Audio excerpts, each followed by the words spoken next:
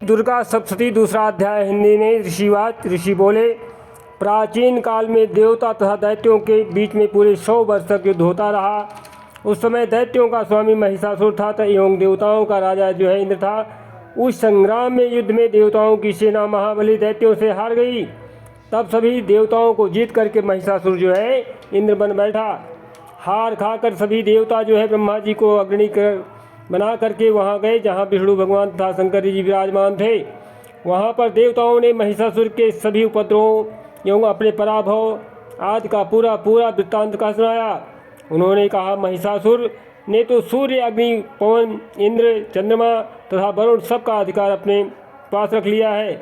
सभी देवताओं के अधिकार छीन लिया है और स्वयं ही सबका अधिष्ठाता बन बैठा है। उसने सभी देवताओं को स्वर्ग से निकाल दिया है। महिषासुर महादुरात्मा है। देवता पृथ्वी मृत्यु की भांति जो है विचर रहे हैं।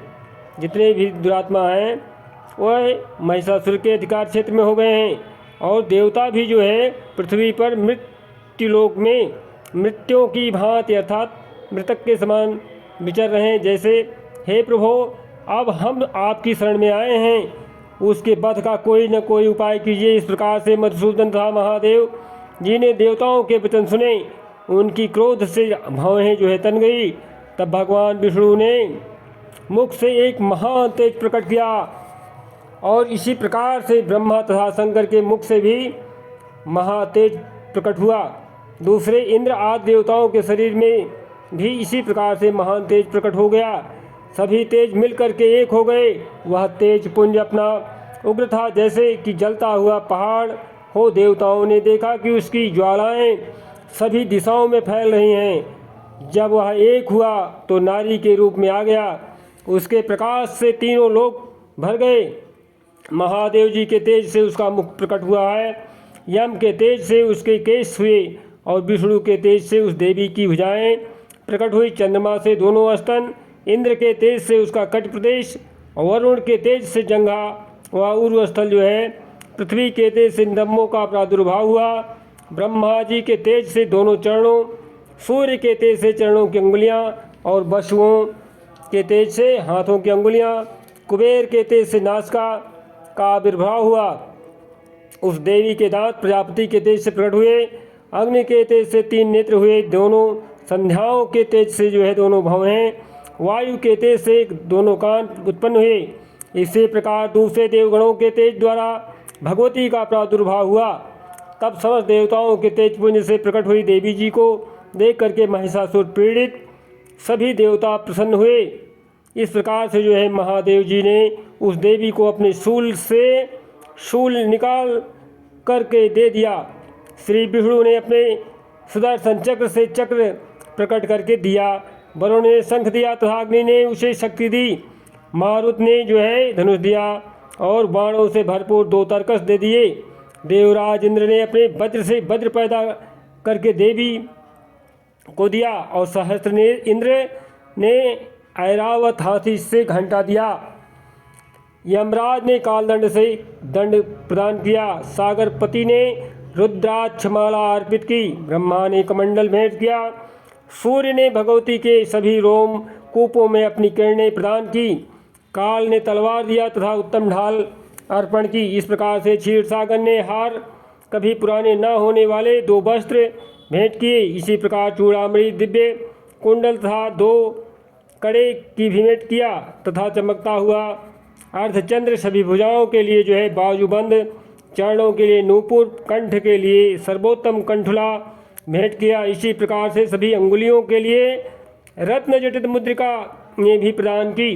विश्वकर्मा ने निर्मल परशु भेंट किया और जो है अनेक प्रकार से रूपों वाले अस्त्र, अभेद कवच, मस्तक तथा गले में धारण करने के लिए योग्य, कभी न कुम्हलाने वाला कमलों का फूल प्रदान किया और माला के साथ जो है देवी को धारण कराया। जलधि ने जो है उसे बहुत सुंदर वर कमल दिया। हिमालय ने वाहन के लिए सिंह और भी अनेकों प्रकार के रत्न भेंट किए। कुबेर ने सुराप पूर्ण जो है पात्र दिया। सभी नागों के स्वामी शेष जी महामणि से सुशोभित नाग हार दिया। जो शेष जी इस पृथ्वी को जो है धारण किए हैं इसी प्रकार दूसरे देवताओं ने भी भूषण तथा आयुधों के द्वारा जो है देवी जी का सत्कार किया।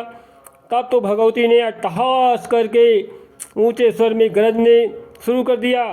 उसके भयानक नाद से सारा आकाश भर गया। तब देवगण प्रसन्न होकर के उस सिंहवाहिनी देवी की जय हो करने लगे। मुनियों ने भक्ति भाव से नम्र होकर के देवी जी की स्तुति की। देवताओं के शत्रुओं ने सारी त्रिलोकी को क्षोभग्रस्त देखा। तब अपनी सारी सेना को कवच आदि से तैयार कराकर अस्त्र शस्त्र लेकर के झट उठ खड़े हुए। महिषासुर क्रोध में आकर बोला, अरे अरे यह क्या हो रहा है।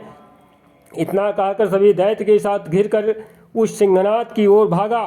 वहां जा करके उसने तीनों लोकों को अपने तेज में मिला लिया और प्रकाशित करता हुआ जो है देवी को देखा। उस देवी ने, जय माता, देवी के चरणों के भार से जो है पृथ्वी दबी जा रही थी। उसके धनुष के टंकार से सातों पाताल क्षोभग्रस्त थे। हजारों भुजाओं से सभी दिशाओं को जो है ढांप करके देवी खड़ी हुई थी। उन देवी जी के साथ उन दैत्यों का महान युद्ध आरंभ हो गया। नाना प्रकार के शस्त्रों का प्रहार करने लगे। उनसे सभी दिशाएं भर गई। महिषासुर का सेनापति उस समय जो है चिच्छुर नामक एक महान दैत्य था। देवी जी के साथ उसी समय जो है भयानक युद्ध करने लगा। तब देवी जी क्रोध में आकर के एक बाण चलाया और दैत्यों को तो चतुरंगड़ी सेना के साथ लेकर के चामर भी युद्ध करने लगा। 60,000 रथियों को साथ लेकर के उदग्र महादैत्य भी युद्ध भूमि में प्रवृत्त हो गया। महाहन दैत्य 1 करोड़ रथियों के साथ लेकर के लड़ा और तलवार के समान पहने रोमों वाला आसिलोमा नामक दैत्य 5 करोड़ रथियों के साथ जो है युद्ध में आ गया। 60 लाख रथियों से आवृत वस्कल दैत्य युद्ध में उतर पड़े और इस प्रकार से जो है पारिवारिक दैत्य हाथी घोड़ों से अनेकों सवारों के साथ घिरे हुए समूह में रथियों के साथ उस महायुद्ध में लड़ने लगे। बिडाल दैत्य 5 अरब रथियों को साथ लेकर के लड़ने लगा और भी हजारों महादैत्य जो है रथ हाथी घोड़े से घिरे थे रथियों को साथ में ला करके देवी जी के सामने युद्ध करने लगा। उस रणांगन में स्वयं महिषासुर भी रथों और हाथी के साथ अश्वों की सेना के साथ घिरा हुआ खड़ा था। तोमर, बिंदपाल, शक्ति, मूसल, परशु, खड़ग, संग, खंग आदि शस्त्रों से युद्ध में देवी जी के साथ युद्ध करने लगा। कुछ दैत्यों ने देवी जी पर शक्तियाँ छोड़ी और दूसरे ने पास में के। तब उस चंडिका देवी ने उन्हें अस्त्र शस्त्रों की वर्षा करके तोड़ डाला। इधर देवी जी का वाहन सिंह भी क्रोध में आ गया। वो अपने गर्दन के बाल हिलाता हुआ दैत्यों की सेना में इस प्रकार घूमने लगा जैसे कि वन में अग्नि फैलती जा रही हो। उस युद्ध भूमि में युद्ध करती हुई अंबिका ने जितने ही श्वास छोड़े वह ही झटापट सैकड़ों हजारों गणों के रूप में जो है प्रेरित हो गए। प्रकट होकर के उन गणों ने शंख, भिन्नपाल, पट्टीरस आदि शस्त्रों से युद्ध आरंभ कर दिया। देवी जी की शक्ति से वृद्धि पा करके वह गण जो है दैत्यों का नाश करने लगे। देवी जी महा भयंकर क्रोध से भर गई और साथ ही दूसरे गण नगाड़े, शंख आदि बजाने लगे और महाप्रसन्नता देने वाले उस समय युद्ध के उत्साह को कुछ एक अलग ही ढंग से मृदंग बजाए गए। तब देवी जी ने शूल, त्रिशूल उठा, गदा और शक्तियों की वर्षा के साथ जो है तलवार आदि शस्त्रों से सैकड़ों महान असुरों को मार डाले। दूसरे कितने ही दैत्यों का घंटा के भयप्रद से नाद से मूर्छित होकर के गिर गए। सभी दैत्य मारे गए। दैत्यों को पास से बांध करके पृथ्वी पर घसीट डाला। कितने तो गदा की चोट से घायल होकर के पृथ्वी पर गिर गए। मूसों के प्रहार से कई लोग जो है घायल हो गए, रुधिर बमन करने लगे। एवं कई एक शूल द्वारा जो है बच्चा स्थल कट जाने से पृथ्वी पर गिर पड़े। कितने दैत्य बाणों की वर्षा द्वारा जो है युद्ध में मार कर गिरा दिए गए।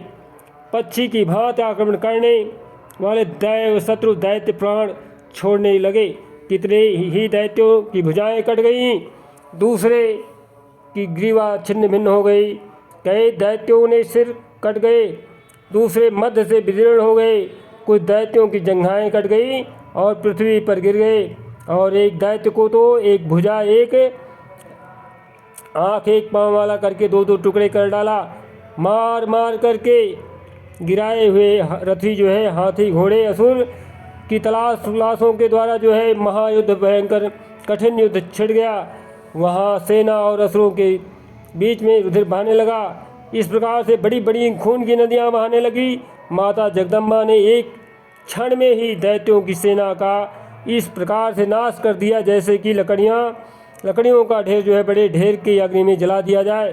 देवी का वाहन सिंह भी अपने बालों के द्वारा जो है महाभयंकर खूंखार प्रकट नाद करने लगा और इस प्रकार से जो है अपने भालों के गर्दन को झटकता हुआ बड़ी गर्जना करता हुआ जो है दैत्यों के शरीर से मानो प्राण ही चुन रहा हो।